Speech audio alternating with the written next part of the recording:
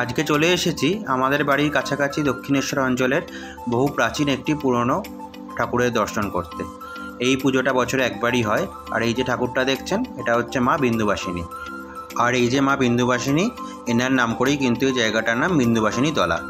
এটি দক্ষিণেশ্বরে বহু প্রাচীন একটি জায়গা। দক্ষিণেশ্বর আড়িয়াদহ অঞ্চলে এটি অবস্থিত। এটি দেবী দুর্গারই আরেকটি রূপ, দেবী অষ্টভুজা। আর এখানে কিন্তু দেবী দুর্গার মতনই এনাকে পুজো করা হয়। এখানে খুব সুন্দর এখন বাজনা বাজছে, চলুন একটু বাজনাটাকে উপভোগ করে নিই, আবার তারপর আপনাদের সাথে কথা বলছি।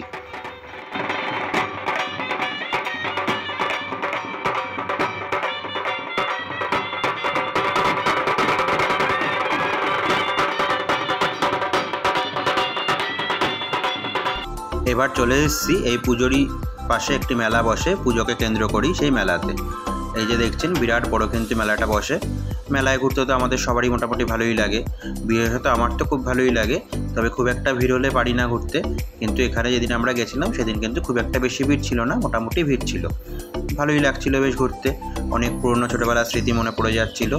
এই যে দেখুন ফুচকা ঘুগনি, এগুলো কিন্তু ছোটোবেলায় প্রচণ্ড পরিমাণে মেলায় এলেই খাওয়া হতো।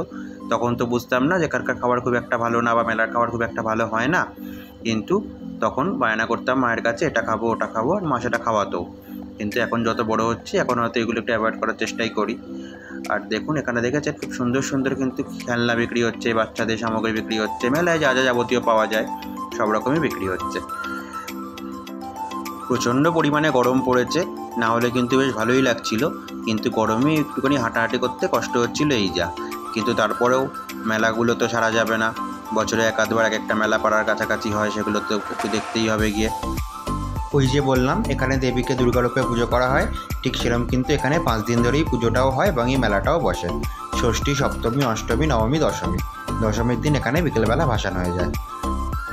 যাই হোক, চলুন, একটা সন্ধে ভালোই কেটে গেল, আপনাদেরকে মেলাটা ঘুরে দেখাতেও পারলাম। আশা করছি আবার খুব শিগগিরই আপনার সঙ্গে দেখা হবে নতুন আরেকটি ব্লগে। ততদিন সবাই ভালো থাকবেন, সুস্থ থাকবেন।